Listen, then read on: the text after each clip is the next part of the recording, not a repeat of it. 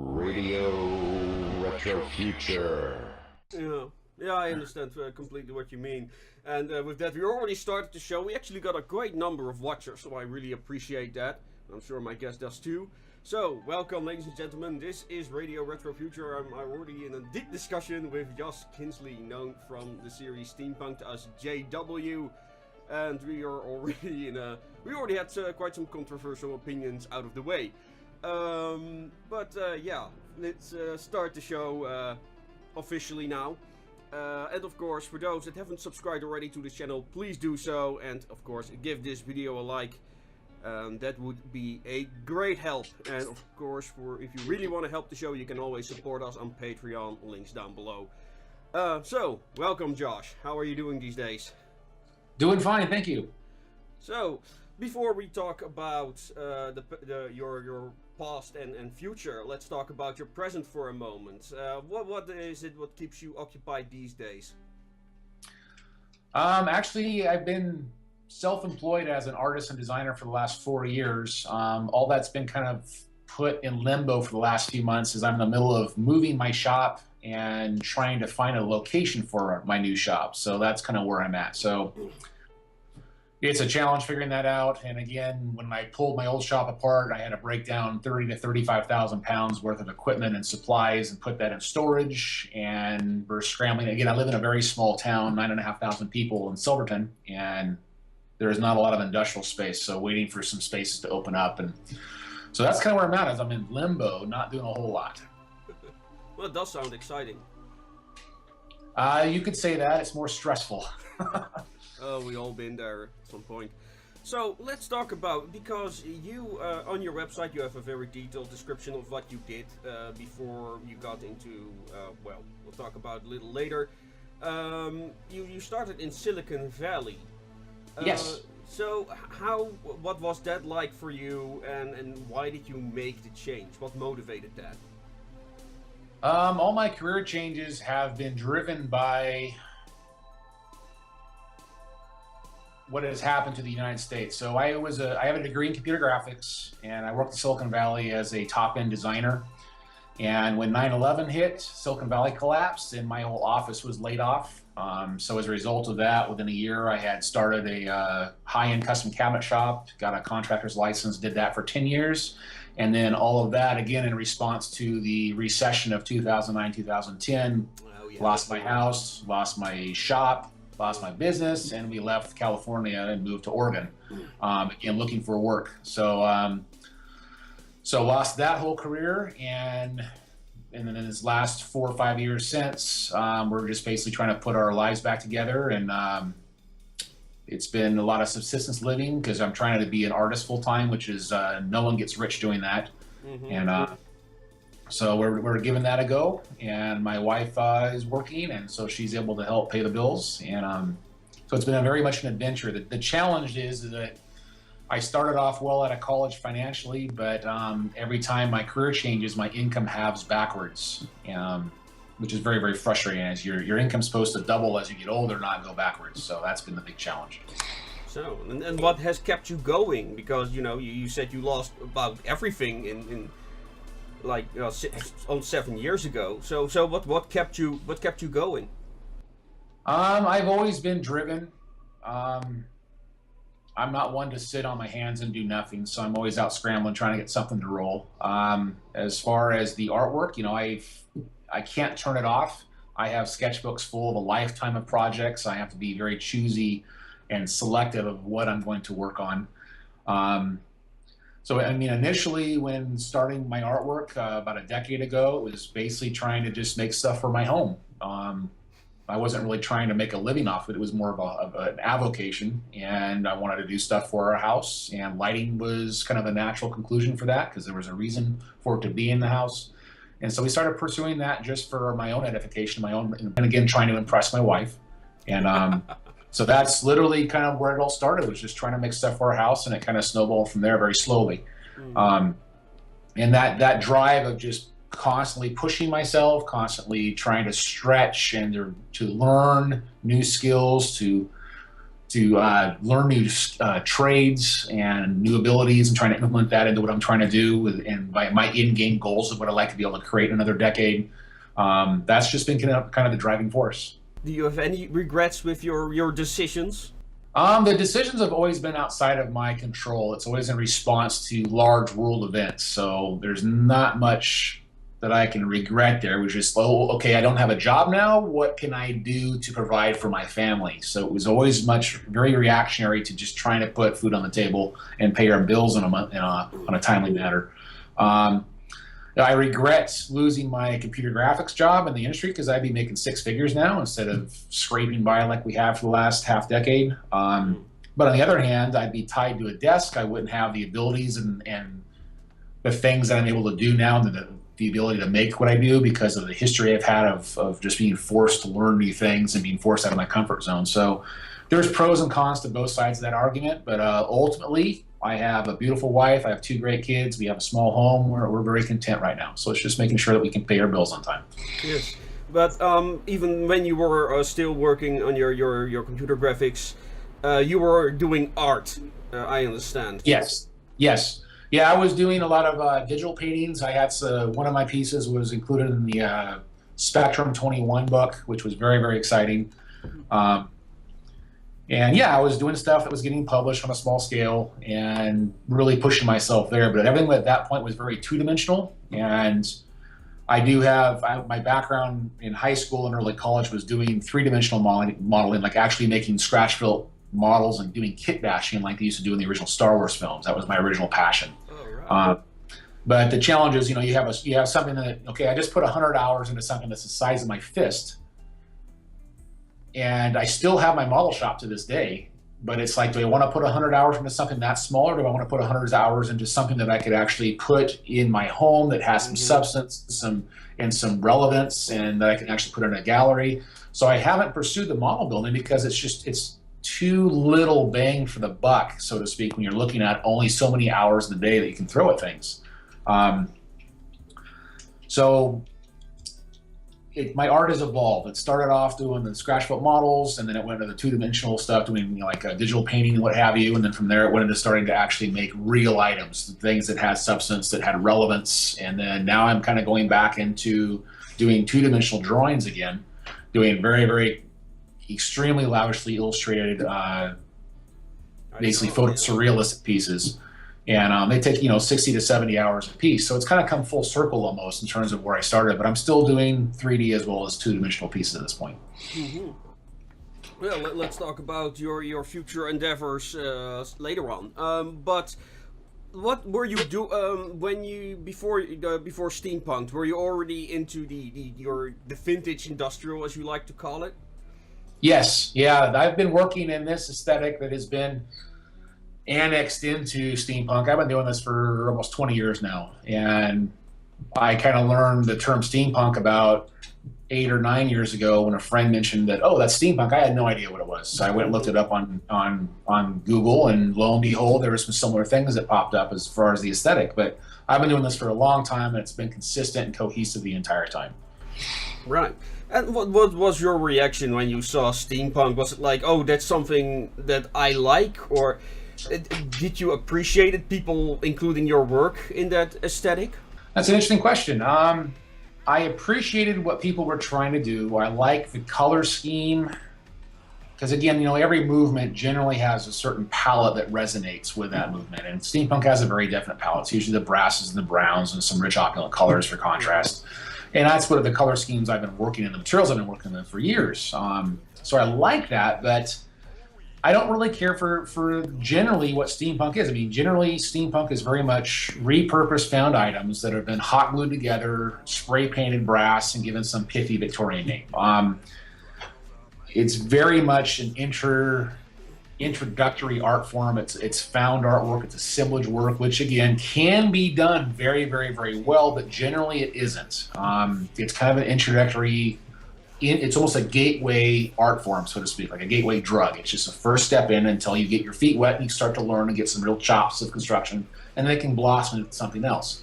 So I get very irate when people lump my stuff into that modality of construction because my stuff takes 60 to 70 hours just to make one component that's one of maybe 60 to 70 components of one item. It's all handmade. I don't repurpose anything.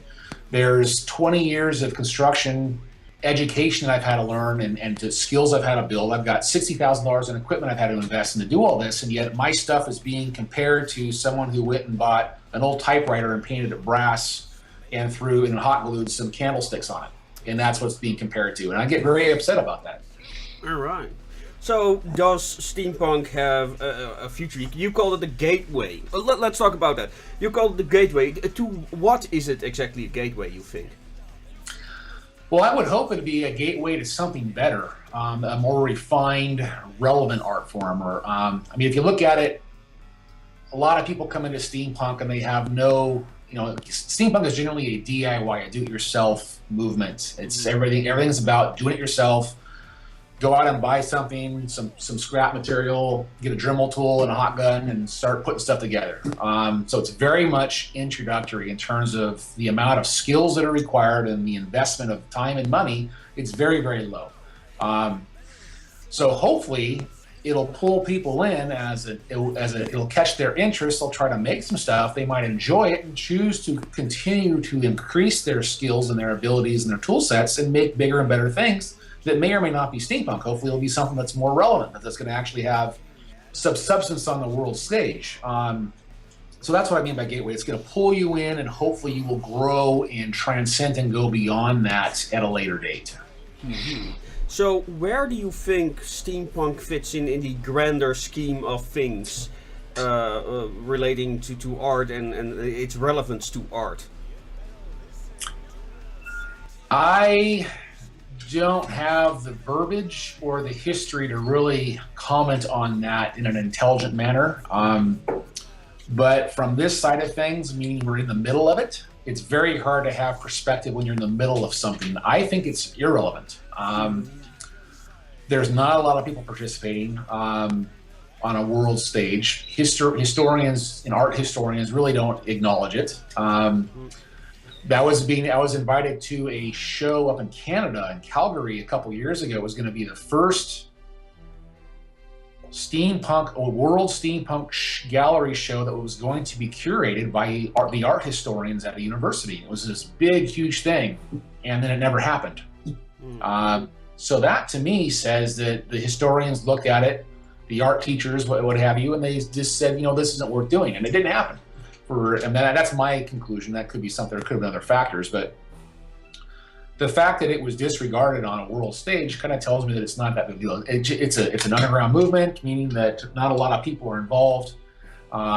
Yes, there's a lot of mainstream people who are taking notes from it because, again, steampunk is essentially, the notes they're taking are all repetition or regurgitated forms from the late 18th century and the early 19th century. So this is all stuff that has been done before. It is literally just history and fashion repeating itself again, just like we have 80s are coming back right now. My daughter's all about the 80s, and everything cycles. And so nothing that's coming out is really new, other than the fact that we're trying to take this aesthetic and veneer it over our cell phones or our computers.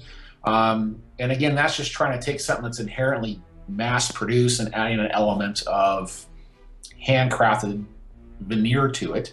And I can respect that. But I don't think there's much that's really relevant on the grand historical stage. Mm-hmm.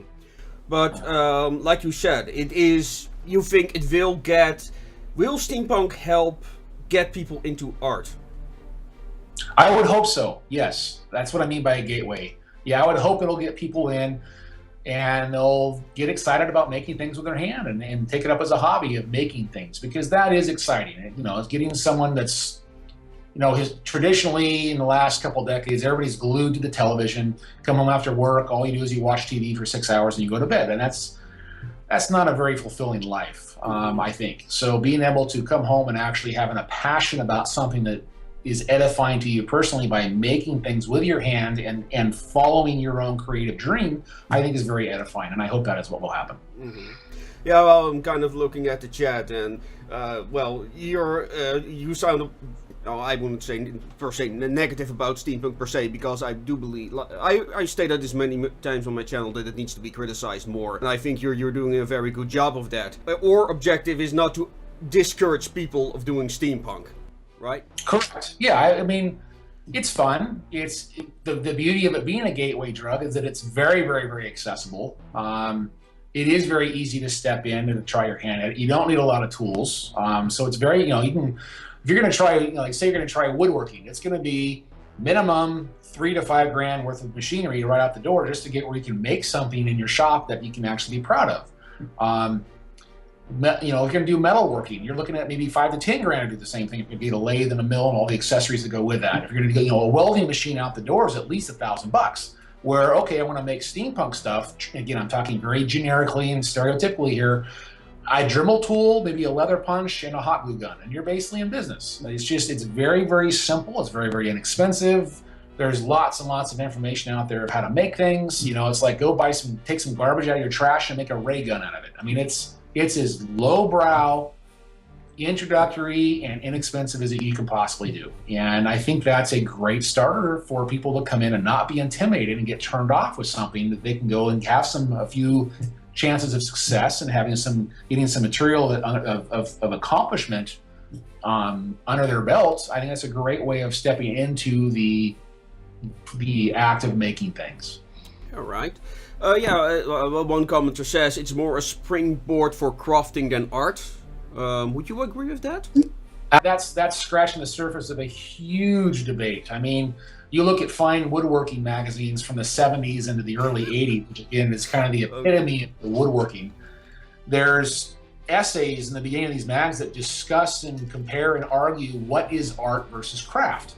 And I still haven't seen a very good definition of the difference between the two. The conclusion then, again, this is early 80s, was it used to be everywhere in the United States you'd have craft museums. So everything that was traditionally handmade, you're looking at turn bowls, leather work, fabric work, sewing, all the things that were traditionally craft, they had craft museums. Well, then galleries started coming up, and they realized that if we take a craft museum, relabel it as an art museum, we can triple the price for the same thing. So they went through over a period of years and they literally rebranded all the craft museums into art galleries and art museums, and they were able to triple the selling price for the same exact stuff. So all it was changing the definition or changing the label, and the money followed. So that's really the difference between art and craft is how you label it. Right. And beyond that, I haven't seen much other than an artist is someone who makes with their heart and their hands, and that's pretty cliche. So I don't know. I mean, I think steampunk is very much craft because, again, I don't know what art is. I consider all of my sculptures that I make and all of my installations and my lights, I consider those to be craft. That is my own conclusion about what they are. My drawings are art. But even then, that gets sketchy because is it an illustration or is it a piece of fine art? And even that gets murky as far as definitions. Mm-hmm. So it really goes down to how long do you want to argue about something? How good are you at arguing at something? And that will give you a definition or a classification of what it is that you're doing. Mm-hmm. Yeah, I totally agree with that. We already talked a little bit about this before the whole episode officially started. We really only talked about the crafts just now. We didn't talk about stories and the community, which are two different subjects. Are you a reader, Josh? Yes, I'm an avid reader. I typically read a large book every couple weeks. I kind of cut back on it. I used to read a book a day, but you never accomplish anything if that's all you do. So I've had to put myself on a strict diet of reading, so to speak. Yeah. Did past science fiction or past authors particularly inspire you and your work? My muse, not reading per se, but my muse would be the Pierre Genet's City of Lost Children. Again, I discovered that back in my days about 20 years ago when that came out. Aesthetically, I think it's Mark Caro was the designer for that. His stuff's incredible. So that was kind of the muse that started down this path.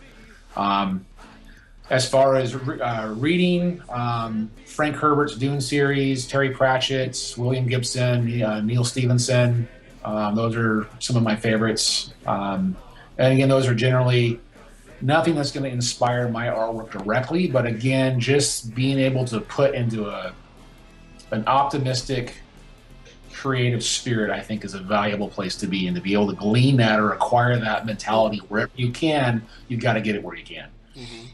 Yeah, and then because when we're talking about steampunk, so not vintage industrial, but you know, the spirit of steampunk, I always call it like pop culture in the past, because most makers that I speak to are usually always inspired not so much by you know, Jules Verne, but more by the popular image we have of the 19th century.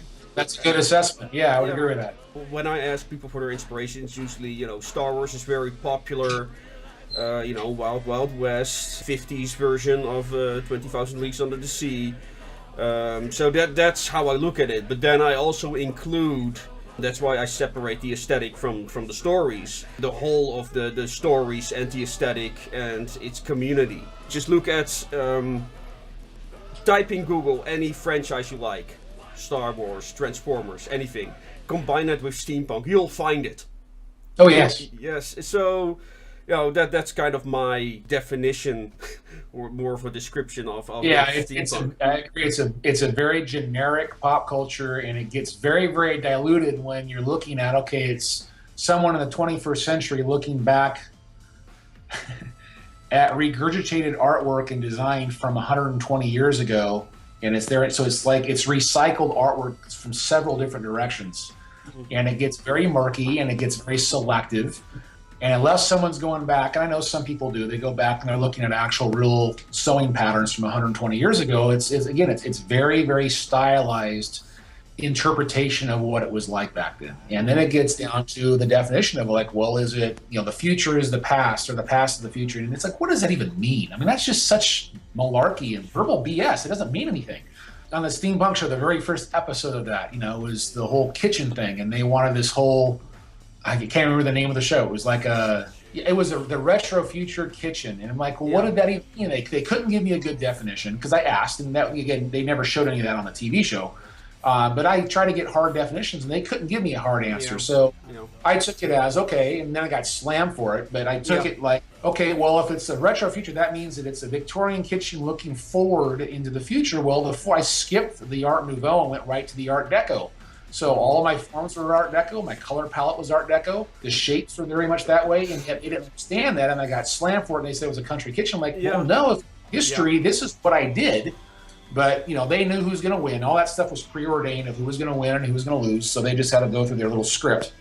But I found that very interesting that, you know, we want this retro future thing, but they still couldn't even give me a definition for it when you asked. And I think that's very common in the steampunk movement. Let's get a little bit into the whole show, because how did you get introduced into the show, and why did you agree to join? That's an interesting question. Yeah, they had run it was some sort of notification that came through on the Facebook feed of looking for applicants for a steampunk maker show type thing, and someone had sent me the link to go look at it. So they wanted a whole bio, they wanted a cover letter, they wanted pictures of me and stuff that I did, and I just basically said, this is my name, here's my website, here's my phone number, and I just sent that because I hate filling out paperwork. So, and within a day, they had called me back and said, actually, you're on the short list. So it started the whole process of jumping through their hoops, because it was several Skype interviews. You had to do all sorts of application processes. And the reason I agreed to do it, and I don't know if I regret it or not at this point, because it was a hellhole. At the time, I had no work, and I was hoping to get exposure on a national level for my business of trying to get more work. So to me, it was a way of getting some advertising out there. That was reason number one. Reason number two was more of a personal thing. As a maker and as an artist who's been doing this for over 20 years, I know what I can do within the constraints that I'm used to working within. If I'm working in my shop with my own equipment, with my own machines, and I know what the time frame is, I know what the budget is, and I know what I can do in that constraint, I know what I can produce, and I know it'll be good. I wanted to know, like, okay, well, what if I'm pulled out of all those elements? What if I have a very, very, very ridiculously tight time frame? It's high stress. I don't have any tools. I don't have any good materials. Can I still perform to the standard that I'm used to working in? And I didn't know. I really didn't know if I was going to be able to pull that off. And so it was very much of a personal challenge of like, okay, let's see what I can do within these perceived constraints that I was walking into.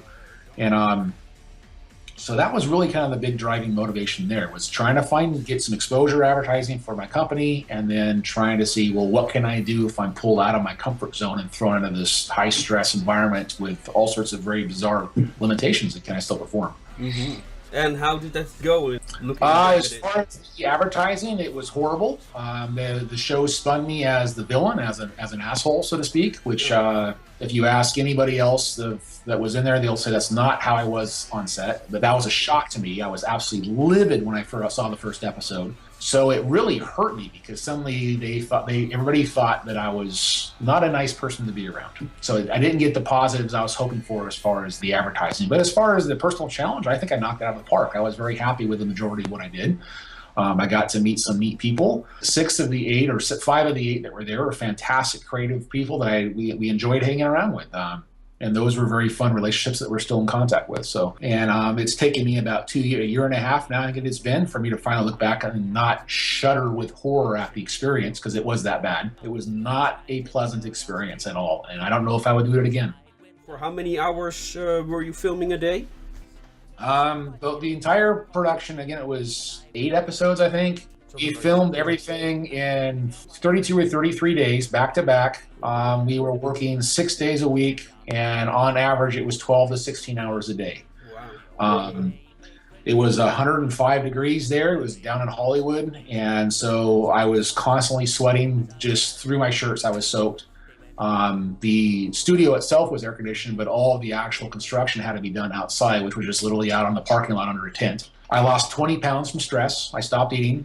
And the stress really wasn't the format of the show itself. I mean, I didn't really care for the format of what they tried to do, but I did respect what they put together, from its ability to bring together 10 different people that all had different skill sets. And that would be a challenge, to try to create a equal playing field. And I thought what they did was noble. But where the source of the frustration came from, and everybody will agree with this, was that Morgan and Eddie were literally brought on because they were very, very upsetting people to be around. That was very much intentional. Again, this was a reality show. And again, what they told us before we actually signed on to this was completely different to what actually transpired and went down. And so, and again, we all went through, when we first showed up for the application boot camp, we had to fill out a 500-question psychological evaluation. We had to be interviewed by a psychologist. And this is what he does full time. He literally goes around and he interviews potential contestants for reality TV shows. He does that full time in Hollywood. I mean, so that's a normal thing. So,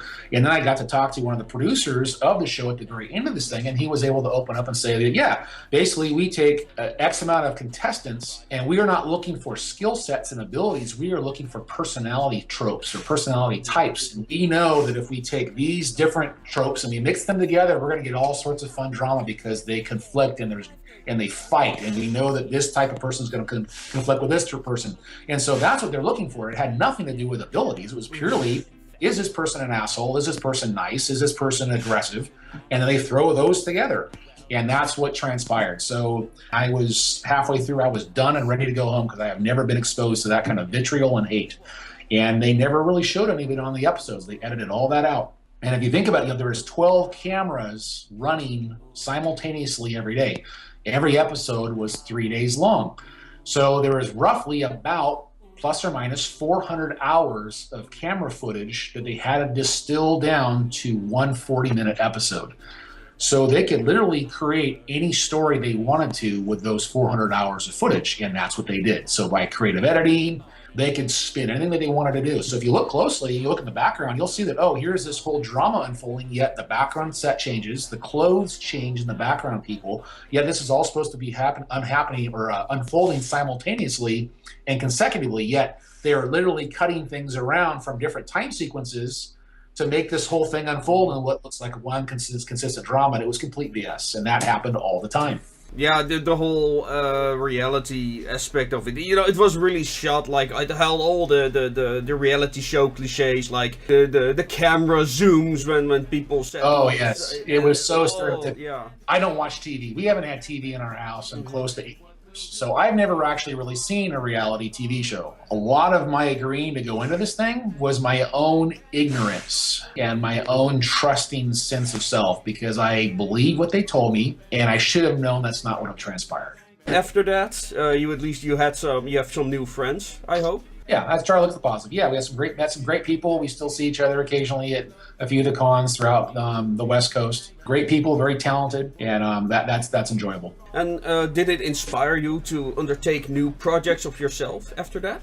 I really enjoyed building the environments, the spaces, and that's kind of what I got pigeonholed into doing on the shows, was always creating the rooms. And I enjoyed that. I had the ability, no one else really did, to tackle stuff of that magnitude. So yeah, I like in our new home, I have some designs for a bedroom and for a library that's going to be environments like that. You know, in the past when I had my cabinet shop, I would do entire installations for entire rooms. You know, I'm doing full kitchens, I'm doing built-in libraries, media centers, all that good stuff, and that was very enjoyable. But it never had a really unique theme to it. And I would love to do some of those for some spaces, for some high-end homes. You know, like a smoking parlor or a really unique library where you're sitting into like the belly of a submarine. I've got drawings for this stuff, but it's finding somebody and making the connection with somebody who has the vision and the budget and the space to put all this together. And so far that hasn't transpired. Well, let's hope that will change. Speaking of which, what are your future prospects? Like, you know, if you had the time and money was not not an issue, are there any projects you want to do?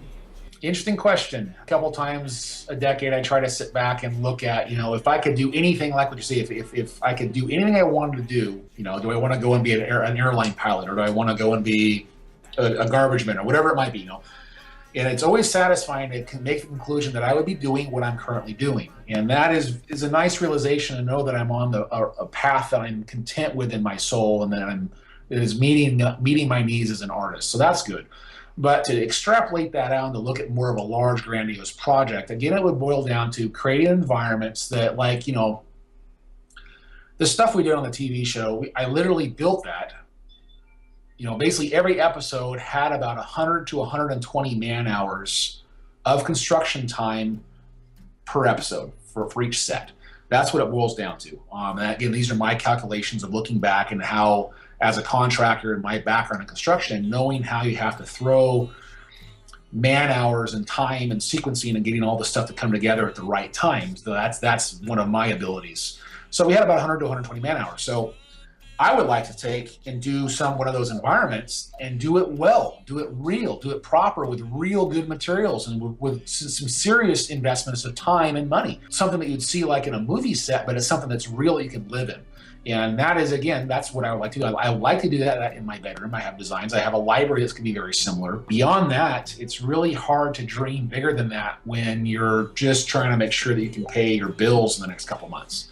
Because again, as a full-time artist in a very niche aesthetic, it's really hard to make connections with customers that are willing to spend money on that. So it's hard to dream big that way.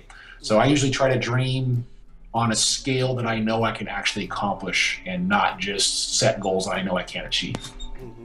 I also saw you done movie props for what was the film Record Keeper? Yeah, that was a very interesting project. That was with Jason Satterland of Big Puddle Films, and he put together a very large scale film here in Portland. And I designed the set and did some of the hero props, and I rented all my lights, and I did the movie poster and a whole gaggle of things. And it actually went to the London Raindance Film Festival and won some awards a couple of years ago, and it's still circulating around the world doing different film festivals and stuff. I found it today through your website. So I had a chance to watch it. So it was originally going to be released on the web, so it was about 8 to 10-minute episodes.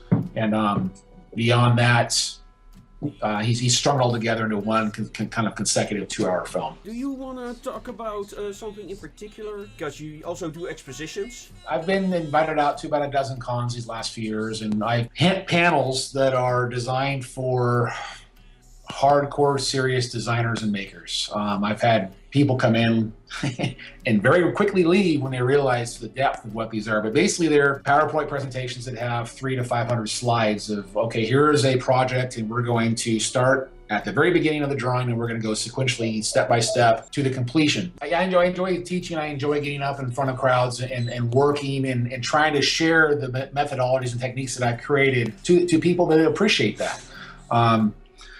So yeah, if anybody's looking for cons and for visiting and stuff, I've got quite a few panels for that stuff, and they're usually well attended and the people enjoy them. But again, they are in depth, heavy duty type stuff. They're not how to work with foam. It's like, okay, here's how to use a metal lathe and to create this very specific part, and it's very, very heavy stuff. I enjoy that. You have some words of inspiration for the viewers back home.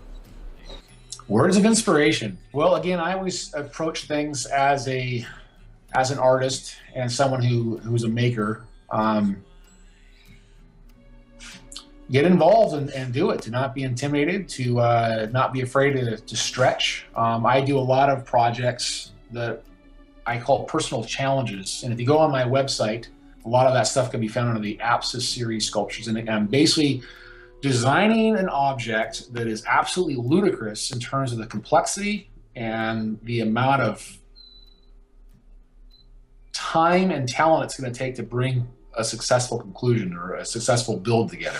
And these are designed specifically to stretch myself. So I try to design something that's going to be very difficult to accomplish with the hope that I will learn something new and that I can rise to the challenge and that new standard that I've set, so that I'm always constantly trying to better myself. And these are not done for any kind of for sale. They're just done to sit in my living room that I can sit back and enjoy. So that's kind of a two-pronged attack there. It's number one, don't be afraid to learn and to stretch and to set new challenges and standards for yourself. And number two, create things that you actually enjoy being around. Everything that I do, I make because I like it and I want to spend time with it in my living room. And that it enhances the environment that I live within. So I want to be around things that have quality, that have elegance, that are timeless, that in 10 years I'm not going to go, oh, that looks like something out of the 80s, I'm going to throw it away. It's going to be a timeless thing that I'm going to pass on to my kids, and they're going to appreciate. I mean, my son has already said, I want one of those lights for my wedding. He's already earmarked one out and made a request. So you want to make things that have value and have value to your family and your extended family, so that it's going to stay in the family for a long period of time and that you enjoy spending your life with it. And I think that's very important because it causes you to really invest serious time, and you're not contributing to the throwaway culture that we live in of like, well, might make this or buy it and in 6 months I'm going to pitch it. No, it's like, I'm going to make this. I'm going to put a lot of myself into it as an artist and a craftsman, and it's going to live in my house for 40 years.